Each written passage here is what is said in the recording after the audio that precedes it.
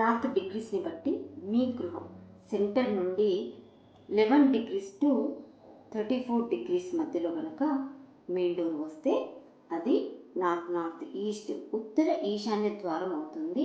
మీరు వినే ఉంటారు, నార్త్ ఈస్ట్లో మెయిన్ డోర్ వస్తే మంచిదని, ఈశాన్యంలో డోర్ ఉండాలని పెడుతుంటారు. కానీ ఒక్కొక్కసారి వాస్తురీత్యా నార్త్ ఈస్ట్ ఉత్తర ఈశాన్యంలోకి వెళ్తుంది.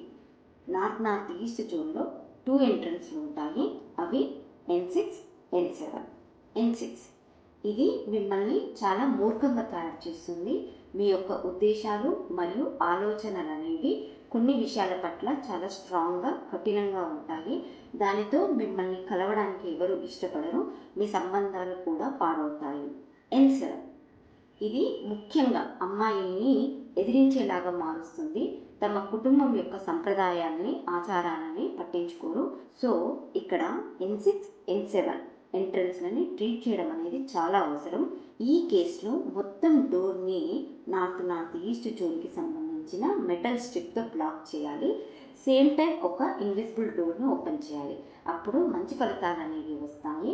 అకార్డింగ్ టు నార్త్ డిగ్రీస్ మీ గృహంలో మెయిన్ డోర్ ఉత్తర ఈశాన్యంలో ఉంటే ఏ పదంలో వచ్చిందో చెక్ చేసుకోండి.